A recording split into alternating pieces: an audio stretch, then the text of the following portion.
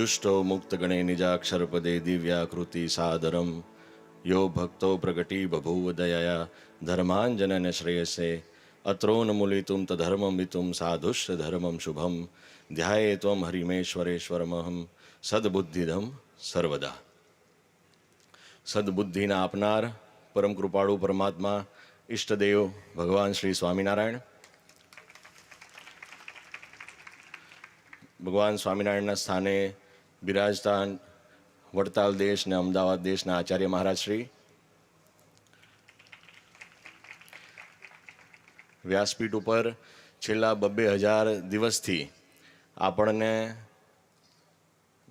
સંપૂર્ણ ભારતીય સંસ્કૃતિ કહીએ આપણે, ભારતીય પરંપરાની સંસ્કૃતિને પ્રસાર કરી રહ્યા છે. 2,000 દિવસથી નોનસ્ટોપ એક પણ દિવસની રજા લીધા વગર એવા પૂજ્યપાદ અમારા ગુરુશ્રી, સ્ટેજ ઉપર બિરાજમાન સર્વે સંતગણ અને મોગેરા અમારા હરિભક્તો જે બહાર ગામથી આવેલા છે, તમામ હરિભક્તો અને અમારા દેહના સંબંધીઓ, બધાને જાજા કરીને જય સ્વામિનારાયણ. બધાના નામ લેવા જઈશ ને તો 12 વાગી જાય, એટલે આપણે બધાના નામ નથી લેવા. પણ ગુરુશ્રી થોડીક કંકોત્રી આપવા અમે જ્યારે ગયા ને ત્યારે આપ ઘણીવાર કથામાં કહો છો કે કાઠિયાવાડની મહેમાન ગતિની વાતો આવે છે કે ભાઈ કાઠિયાવાડમાં એક દિન તું ભૂલો પડ ભગવાન, તને સ્વર્ગ ભૂલાવી દઉં શામળા, તારા મોંઘા કરું સન્માન. તો કંકોત્રી તો આ બાજુ બી આપી અમે અને કાઠિયાવાડમાં બી ગયા, પણ જમીન આસમાનનો ફરક. હો ભાઈ, કાઠિયાવાડની વાત ના થાય, સ્વીકારવી પડે મહેમાન ગતિમાં. હો હા, બાકી ચરોતરવાળા તો મહેમાન ગતિની અંદર. આ બાજુ જઈએ ને ગુરુશ્રી કથા કંકોત્રી આપવા એટલે બધા પૂછે કંઈક લાવું, કંઈક લેશો. અને કાઠિયાવાડમાં જઈએ તો કાજુ બદામ, મિલ્કશેક આવે, બદામનો શેક આવે, અંજીરનો શેક, પૂછવા ના રહે, તાત્કાલિકના ધોરણે આવી જાય. અને એક ઘર છોડો ને બીજું ઘર છોડો ને ત્રીજું. એટલે કાઠિયાવાડની મહેમાન ગતિ બહુ સરસ અમને મળી. એ બદલ તમામ હરિભક્તોનો હું ખૂબ ખૂબ આભાર માનું છું. અને આ પહેલું લગ્ન એવું હશે સંપ્રદાયમાં કદાચ કે લગ્નના બીજે જ દિવસે યુઝ્યુઅલી ઠાકોરજીના દર્શન કરવા જવું પડે. અહીંયા ઠાકોરજીના સંતો સામેથી અમારે ઘેર પધાર્યા અને અમને દર્શન આપ્યા. એ માટે અમે અમારો આખો પરિવાર ખૂબ અમારી જાતને બળભાગી સમજીએ છીએ અને સંતોના કાયમને માટે ઋણી રહીશું કે આવો અમને, કેમ કે લાઈફમાં એક જ વાર આવો મોકો મળે અને અમને પ્રાપ્ત થયો. અને વાલા ભક્તો, કાઠિયાવાડની મહેમાન ગતિની વાત કરીને ત્યારે અમે કાઠિયાવાડમાં જ્યારે કંકોત્રી આપવા ગયા હતા ત્યારે જીવરામ શેઠ છે, એમના ઘરે અમે બેઠા હતા. અને એમને 2 વાત મને કરી હતી, મારા જીવમાં ઉતરી ગઈ. મને એમને વાત કરી હતી કે જો તમારા છોકરાઓ આગળ વધવું હોય, બધા નાના છોકરાઓ એમ હતા, ધનજી દાદા જોડે હતા, મને કે પહેલું કામ એ કરજો, કોઈ દિવસ કોઈ બી સાધુનો અભાવ ન લેતા.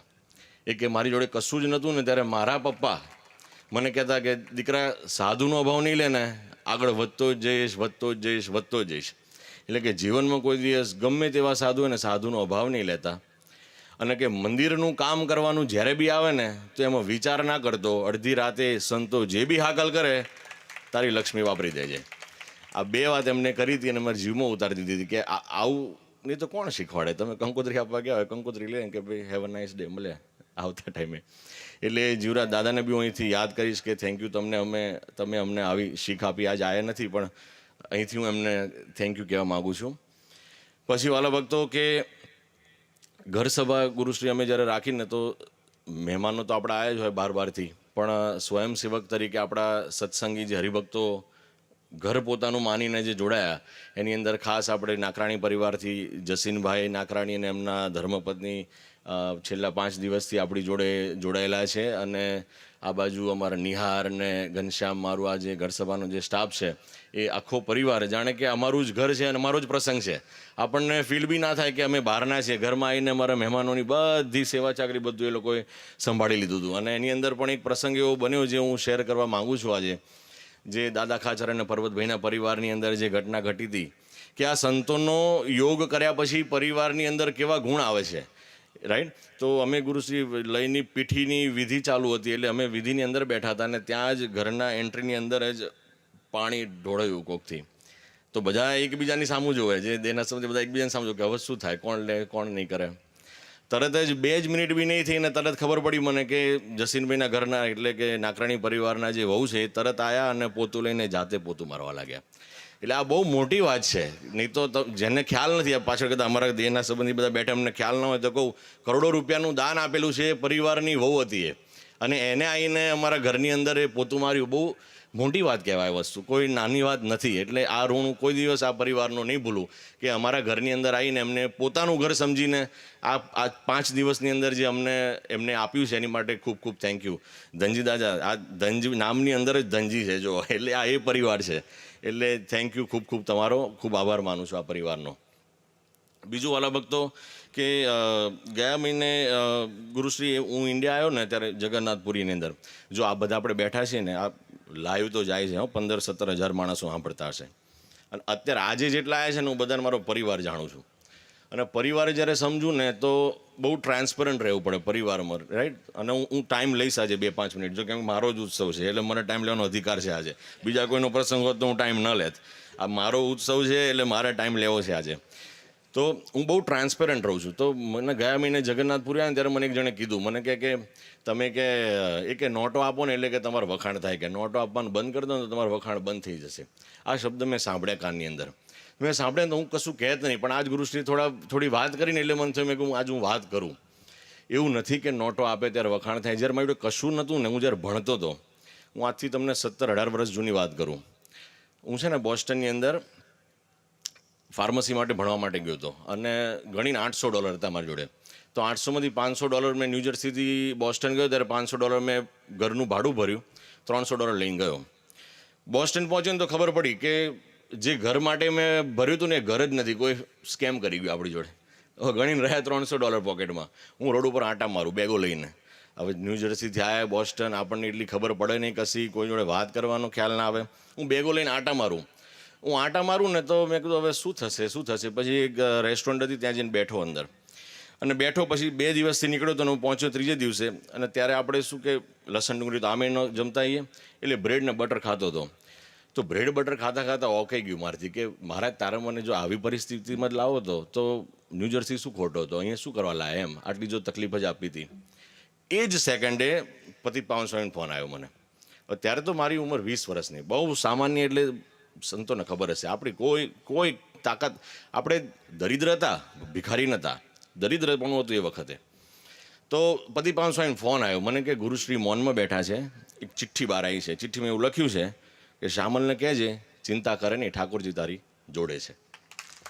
હવે ક્યાં 20 વર્ષની મારે, નહીં તો ₹1 મેં આ સંસ્થાને એ વખત આપ્યો નહોતો. ઉપરથી હેલ્પ જોઈતી હતી કે ભાઈ કોઈક મને મદદ કરી દે તો આપણે ભણવામાં આગળ આવી જઈએ, રાઈટ. એ કેટેગરી આપણી એ વખતે.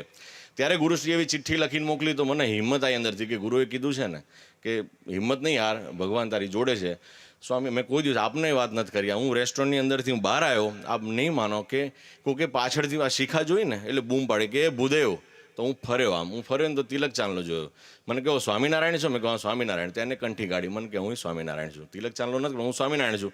મને કે શું કરું? મેં ઘર ગોતું છું, ઘર મળ્યું નથી. મને કે આ કોલેજ છે, એની સામે ચાલતા જ જવાય એટલું ઘર છે, 3 વર્ષ તમારા ઘરની અંદર રહેવાનું, તમારું આખો કાર્ય કશું $1 બી પૈસો ભરવાની જરૂર નથી. મેં કહું ના એવું ના હોય તોય મને જે $800 ભાડું હતું એ $300 અંદર મેં 3 વર્ષ એવી રીતે કાઢ્યા. કહેવાનો ભાવાર્થ કે સંતો અમથા અમે નથી કે ગુરુની પાછળ ફરતા. ભાઈ આ સાધુ જેવા કોઈ સાધુ આ સંપ્રદાયમાં છે નહીં. છાતી ઠોકીને કહું છું કે આવા સાધુ નથી. આ છે ને પેલું રૂપિયાનું આપણે બહુ બતાવતા નથી કે ભાઈ બહુ લાઇટો ને એવો ચમકારા નથી દેખાડતા, બાકી આ સાધુ જેવા કોઈ સાધુ નથી. ખરેખર કહું છું, હૃદયથી કહું છું. એ તો જે નજીક આવે ને એને ઓળખાય કે સાધુ કોણ છે, રાઈટ. એટલે કહેવાનો ભાવાર્થ કે કદાચ આપણા જીવનની અંદર, અને લયની બી વાત કરી કે 2 ભાઈઓની અંદર સમ છે, તો એ ખરેખર સંતોની કથા વાર્તા સાંભળીને જ આ પરિવાર અમારો સંપ ને બધી એકતા જે ઘરની અંદર આવી છે, આ પરિવાર કથા વાર્તા સાંભળીને જ આવી છે. એક છેલ્લો પ્રસંગ કહી દઉં. ગુરુશ્રી એક સમય એવો આવ્યો અમારે કે હું બોસ્ટનમાં જ હતો, અને આ ગુરુશ્રી છે ને દર વર્ષે આવે અમેરિકા, તો હું ફરું જોડે. પણ મારું જે ઘર હતું ને ત્યાં પધરામણી નથી થતી. કેમ કે ભાઈ આપણે સ્ટુડન્ટ હોઈએ એટલે 8-10 જણા ઘરમાં રહેતા હોઈએ, એટલે ગુરુ દરવા ખબર છે પોતાનું ઘર થાય ને ત્યારે કહેજે ત્યારે કરશું. ઘરની બાજુથી નીકળે ને ગાડીઓ તો આપણા ઘેર પધરામણી ના થાય. હવે 6-7 વર્ષ આપણે બીજાને ઘેર પધરામણી કરાવીએ, આ મારા જ ઘેર પધરામણી ના થાય. એટલે અંદરથી અફસોસ રહેતો હતો કે આપણા ઘેર પધરામણી નથી થતી. એટલે મારા ઘરનાને મેં વાત કરી, મેં કહું આપણે છે ને પૈસા ભેગા કરીને એવું કરીએ કે ભાડાનું મકાન તો લઈએ કે ત્યાં આગળ આપણે પધરામણી થાય સંતોની. એટલે 6 મહિના પૈસા ભેગા કરીને જ્યાં આગળ આપણે રેડી થયા કે હવે ચલો આપણે પોતાનું અપાર્ટમેન્ટ લઈ શકશું. હું ભણતો તો ત્યારની વાત કરું. અને એ ભેગા કરે ને ત્યારે ઇન્ડિયાથી ફોન આવ્યો કે ત્યારે લઈને ભાઈ અમારે કોલેજની ફી ભરવાની હતી. હું તમને બહુ ટ્રાન્સપરન્ટ વાત કરું છું આ બધી. તો મારા ઘરનાને મેં ફોન કર્યો કે ભાઈ 6 મહિના પૈસા ભેગા કર્યા છે આપણે, મારે લઈને ફી મોકલવાની છે, શું કરશું?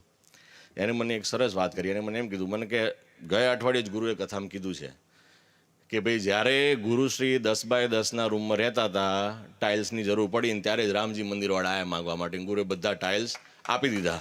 તો ગુરુ આજે ક્યાં બેઠા છે? તમે ચિંતા નહીં કરો, તમે પૈસા મોકલી દો બધા, મને કોઈ વાંધો નથી. આપણે 6 મહિના મોડી પધરામણી કરાવીશું. તો એ જ્યારે એને શબ્દ કીધા ને તો એ કથા વાર્તાના માધ્યમથી આવ્યા છે, બાકી એમને એમ ન આવે. જો કથા વાર્તાનું અંગ ન હોત ને, આવા સાધુનો સંગ ના હોત ને, તો આપણને બીજા ત્રીજા શબ્દ આપણા મનની અંદર નાખે જ. અને એવા પૈસા જ્યારે આ ભાઈ પાછળ વપરાય ને તો ગુણ બી એની અંદર એવા આવેલા છે, રાઈટ. જ્યારે મેં એને અમેરિકાથી ઇન્ડિયા મોકલ્યો ને તો નિકુલ મહારાજ બધા ઓળખતા હશો, મહારાજ જોડે યજ્ઞ કરાયો. જ્યારે ઇન્ડિયા મોકલ્યો ત્યારે મહારાજે પૂછ્યું કે જા તારે પર રાજી છું, તારે શું આશીર્વાદ જોઈએ? ત્યારે એને એમ કીધું કે મારે રૂપિયા નથી જોઈતા, મારા નામ જોઈએ છે. મારે એવું કામ કરવું છે કે લોકો અમને યાદ કરે પેઢીઓ સુધી. પૈસા તો બાય પ્રોડક્ટ છે, એ તો આવતા રહેશે. એટલે એવું જ્યારે હું જીવન એનું જોઉં છું ત્યારે આપણને એમ થાય કે સ્વામી આપણે જોડે એને હેલ્પ કરતા રહીએ, રાઈટ. અને બંને એકબીજાને સમજીને અમે લોકો આગળ વધીએ છીએ. છેલ્લી એક વાત કરીને હું પૂરી કરું. અમે 2 જણા બેઠા હતા તો હું માર્ક કરું કે સત્સંગની અંદર હું ઘણો આગળ આવ્યો એની જોડે, અને પણ મારા ભાઈ બી કેવી રીતે 7-8 વર્ષનો ફરક છે બે વચ્ચે. તો એનો ગ્રોથ કેવો થઈ રહ્યો છે. 2 વર્ષ થઈ ગયા હતા ઇન્ડિયાએ. તો ઇન્ડિયા આવીને મેં એને જોયો તો કેવું થાય કે ઘડપણ આવે ને આપણું, જ્યારે ઘડપણ મા બાપે અત્યાર સુધી આપણને રાખ્યા હોય, અત્યાર સુધી આપ્યું હોય આપણને, દરેક હરિભક્તો નાના હરિભક્તો આમાંથી બહુ મોટી શીખ લેવાની વસ્તુ છે. મા બાપ હંમેશા આપતા હોય, પણ એક સમય એવો આવે લાઈફમાં આપવાનું બંધ કરવું પડે અને માગવાનું સ્ટાર્ટ થાય. જો તમે વ્યવસ્થિત સેટ ના કર્યું હોય તો 50 વર્ષ 55 વર્ષ વન્સ યુ રિટાયર, રાઈટ. આપણે રિટાયર થઈએ એટલે શું થાય? રિવર્સ સાયકલ થઈ જાય કે દીકરા કમાતા થઈ જાય, દીકરા હાથમાં વહીવટ આવી જાય, એટલે તમારે પૈસા દર મહિને માગવા પડે કે ભાઈ હવે ઘર ખર્ચ માટે બેટા મૂકી જજે, અમારે અહીંયા જવું છે એટલે મૂકી. એટલે એક લાચારી આવે અંદરથી કે ભાઈ માગવું બહુ કઠણ છે, અને મા બાપ થઈને છોકરા જોડે પૈસો માગવો એ તો બહુ હાર્ડ વસ્તુ છે. એટલે મેં આવીને જ માર કર્યું. મેં કીધું અહીંયા કેવી પરિસ્થિતિ આપણે જઈને જોઈએ. તો આપ નહીં માનો સ્વામી કે દર મહિને 28 તારીખ આવે ને ગુરુશ્રી, 28 તારીખે વગર માગે પૈસા મમ્મીના રૂમમાં જઈને હવે મૂકી આવે. કે મમ્મીને કે પપ્પાએ કોઈ એક દિવસ એવું નથી કહેવું પડ્યું કે લઈ ઘર ખર્ચ માટે પૈસા ખૂટી ગયા છે કે આ તું માગજે. તો એ સમજણ મેં એની અંદર જોઈ ત્યારે આપણે રાજી થઈએ કે આ સંતોને સેવ્યા પછી આવી સમજણ જે આવી છે અમારા પરિવારની અંદર. તમામ હરિભક્તો આજ જ્યારે અહીંયા પધાર્યા છો તો ભગવાનને પ્રાર્થના કરજો અને એવા આશીર્વાદ આપજો અમને બધાને અને અમારા પરિવારને ખાસ કરીને, કે અમારી એકતા, અમારા ઘરની અંદર જે એકતા છે, સુરત ભાવ છે, સમ છે, એ સદૈવને માટે ટકી રહે. અને અમે સત્સંગની અંદર અનેક કાર્ય હજી કરીએ. કેમ કે આ મંડળ હજી તમને નાનું દેખાય, 100 સંતો છે સાહેબ, અહીંયા 1000 સંતો થશે. આ જ મંડળની અંદર એક દિવસ 1000 સાધુ થશે અને વહીવટ પણ અનેક ગણો મોટો થવાનો આપણો.